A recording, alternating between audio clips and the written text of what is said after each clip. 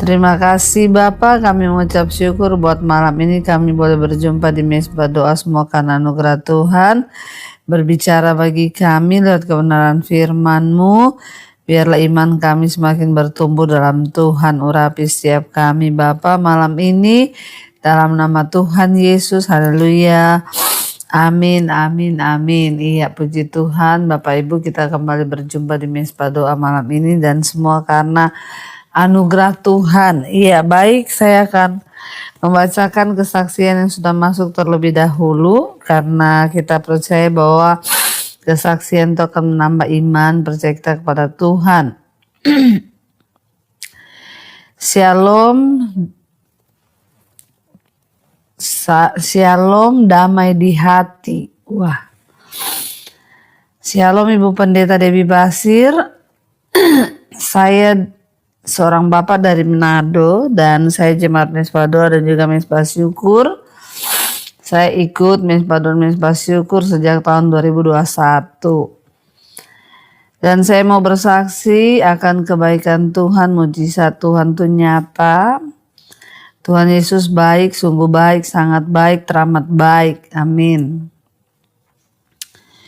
Jadi beberapa waktu yang lalu saya masuk rumah sakit dengan keluhan saya mengalami sesak napas, muntah, menggigil, ya perut kembung dan kaki saya bengkak. Akhirnya saya diperiksa oleh dokter, ya diperiksa semuanya dan hasil periksa darah saya dokter menyatakan saya sakit ginjal kronis. Dalam pikiran saya bersama istri juga semua anak-anak kami berpikir pasti saya akan disuruh cuci darah. Ya, dan 3 hari akhirnya saya dirawat di rumah sakit. Kami terus berdoa bersama. Saya dan istri dan juga anak-anak kami memohon kepada Tuhan Yesus kiranya Tuhan jamah sehingga saya tidak cuci darah.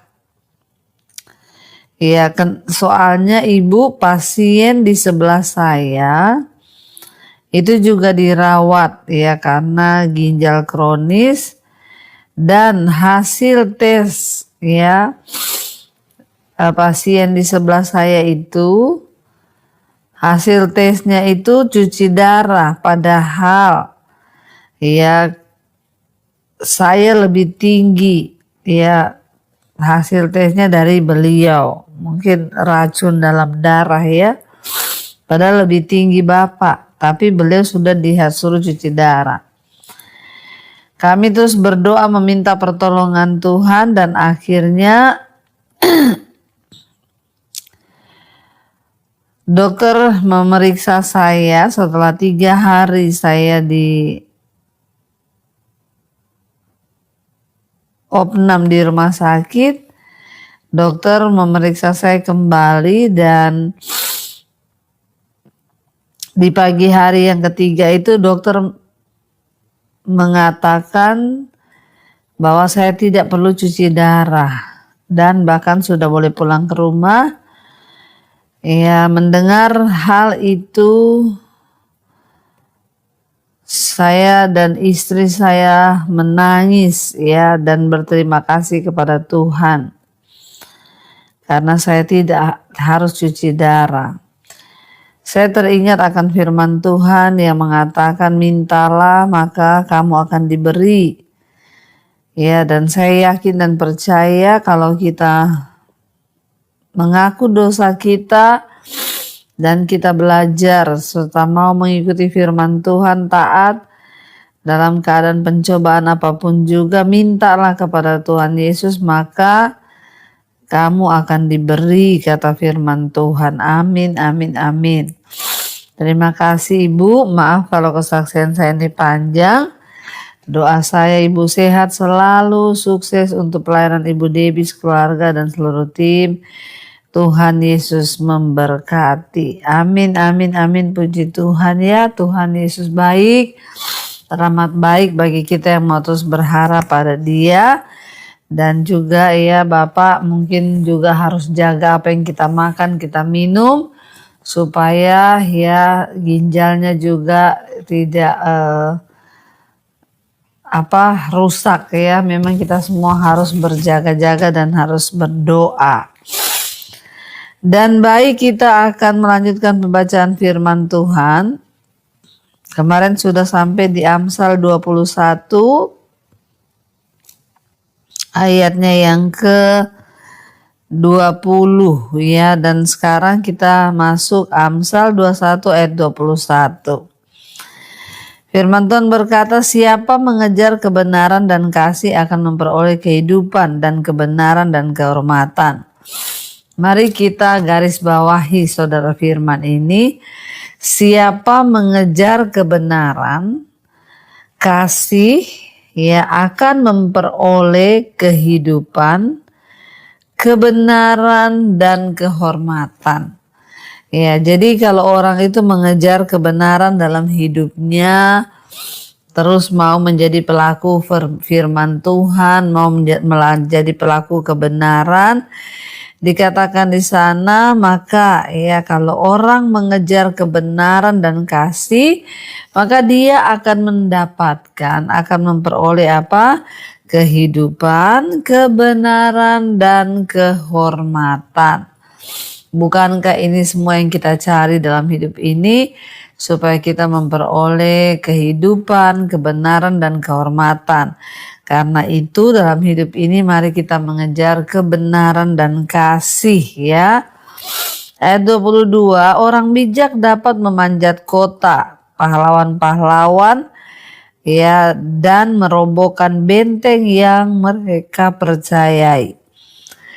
Orang yang bijak dapat memanjat kota pahlawan-pahlawan dan dapat merobohkan benteng yang mereka percayai. Kenapa saudara? Karena orang bijaksana itu hidupnya berlandaskan kebenaran dan firman Tuhan. Maka sudah pasti ketika orang bijaksana itu melandasi hidup mereka dengan firman Tuhan, Tuhan akan memberikan mereka kasih karunia, kemampuan, kekuatan, bahkan mereka bisa melakukan segala perkara. 23, siapa memelihara mulut dan lidahnya memelihara diri daripada kesukaran. Orang yang memelihara mulut dan lidahnya itu memelihara diri daripada kesukaran. Makanya jangan suka memakai mulut dan lidah kita ini untuk hal-hal yang tidak berkenan. Mari kita belajar pakai perkataan kita, mulut kita untuk mengucapkan hal-hal yang menjadi berkat. Ya, supaya orang juga yang mendengarnya memperoleh berkat. Karena siapa memelihara mulut dan lidahnya memelihara diri dari kesukaran. Dengan artian lain dikatakan hidup mati kita dikuasai oleh lidah. Siapa suka menggemakannya akan memakan buahnya. Jadi ingat saudara, ternyata mulut, lidah itu berpengaruh penting dalam kehidupan seseorang. Ya, siapa yang memelihara mulut dan lidahnya itu sama dengan memelihara diri daripada kesukaran. Ternyata kesukaran, masalah, persoalan kita hadapi seringkali datang karena kita nggak bisa jaga mulut dan lidah kita, saudara ya. Ayat 24, orang yang kurang ajar dan sombong pencemooh namanya. Ia berlaku dengan keangkuhan yang tak terhingga.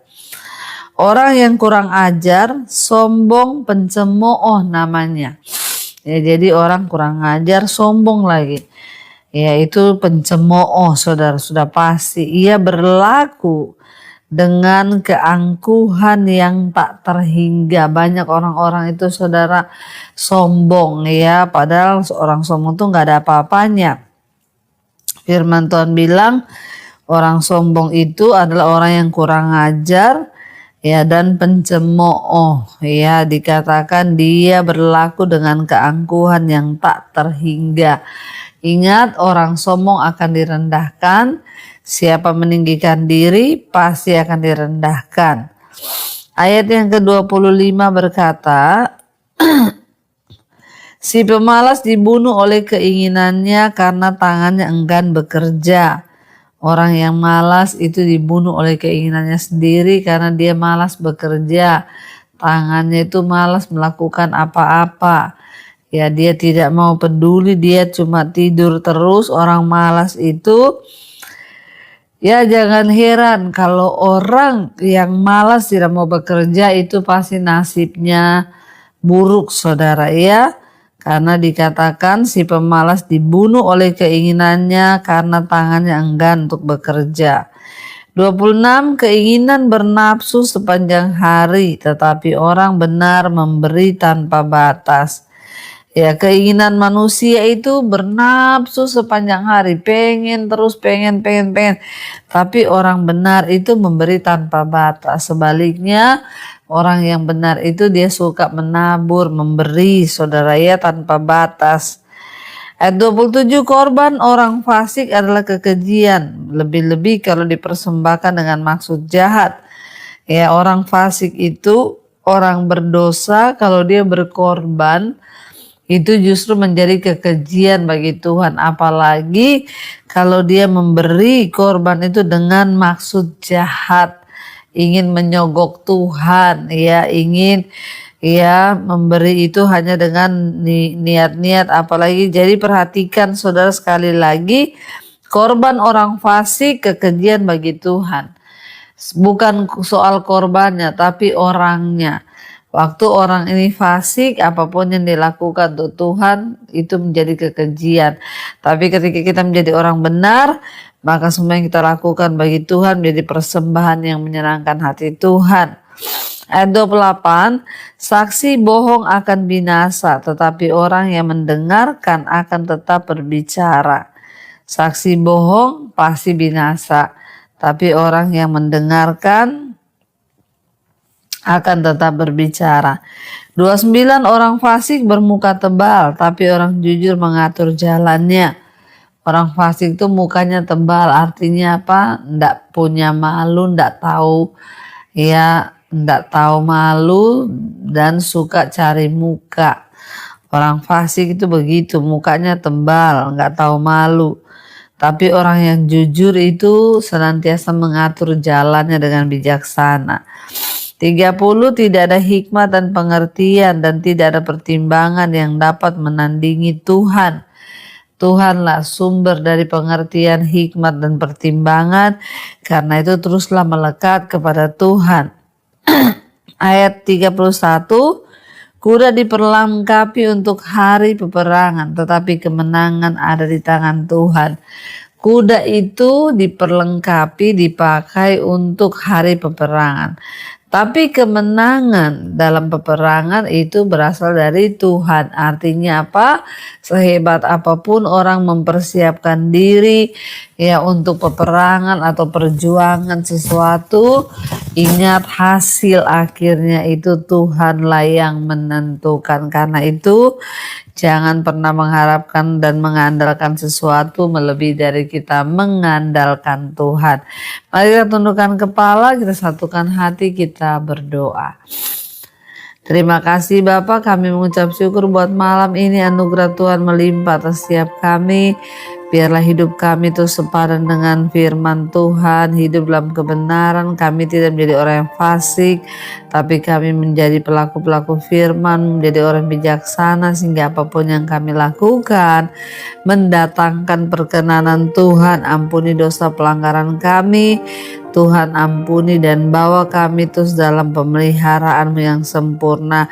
Kami tidak perlu takut dengan keadaan zaman hari-hari ini, asal kami hidup benar, melakukan firman Tuhan, maka Tuhan menjadi penjamin atas hidup kami. Kami menyerahkan roh, jiwa dan tubuh kami dalam tangan-Mu Bapa. Yang terbaring sakit malam ini, biarlah kesembuhan terjadi dalam nama Tuhan Yesus. Hati dan iman kami hanya bergantung kepada Tuhan. Sembuh dalam nama Yesus. Setiap mereka yang mengalami masalah dalam rumah tangga, pemulihan keluarga biarlah terjadi. Suami dipulihkan, istri dipulihkan, anak-anak dipulihkan, sehingga keluarga kami menjadi keluarga yang hidup mengandalkan Tuhan, hidup menyerahkan diri semua kepada Tuhan. Berkati setiap mereka Tuhan yang mencari pekerjaan. Tuhan beri yang terbaik, yang bergumul dengan masalah keuangan, hutang piutang. Tuhan, Engkau membawa kami bertemu dengan jalan pertolongan-Mu Bapa. Ketika kami bertobat sungguh-sungguh minta ampun, maka Tuhan mengampuni. Kami percaya tidak ada perkara yang mustahil bagi Tuhan. Engkau Tuhan yang turut bekerja untuk kebaikan kami. Berkati juga yang menjual aset, Tuhan mengirimkan pembeli yang terbaik. Biarlah Tuhan setiap masalah keuangan kami percayakan kepada Tuhan, dan Engkau yang sanggup melakukan lebih dari yang kami doakan. Berkati setiap mereka rindu punya keturunan, dibukakan kandungan tertutup dalam nama Tuhan Yesus. Berkati setiap anak-anak-Mu Bapa yang bertobat sungguh-sungguh, biarlah Tuhan pakai agar kami boleh semakin hari melekat kepada Tuhan. Terima kasih Bapa, kami hanya bisa menyerahkan roh jiwa dan tubuh kami dalam tangan Tuhan, bangsa dan negara kami ke dalam tangan Tuhan. Indonesia boleh mengalami lautan Tuhan, hujan pertobatan tercurah dari Sabang sampai Merauke. Berkati tanah Indonesia, mulai dari Bapak Presiden, wakil, seluruh jajaran yang ada hidup takut akan Tuhan, roh takut akan Tuhan kami minta agar mereka memutuskan semua keputusan berasal dari Tuhan. Kami berdoa Tuhan buat semua bangsa yang ada di dunia, di 5 benua Asia, Afrika, Amerika, Eropa, Australia. Kalau hari-hari ini Tuhan sedang terjadi ketegangan, ya, akan ada perang, kami berdoa biarlah Tuhan beri hikmat, beri kesempatan orang-orang bertobat sebelum kedatangan Tuhan kali yang kedua. Biarlah orang bertobat, menyerahkan diri kembali kepada Tuhan, meninggalkan dosa supaya semakin banyak diselamatkan. Kuasai hati para pemimpin dunia ini Bapa, agar mereka melakukan apa yang sudah menjadi kehendak Tuhan. Kami juga mau berjaga-jaga dalam iman kami, melihat semua tanda zaman.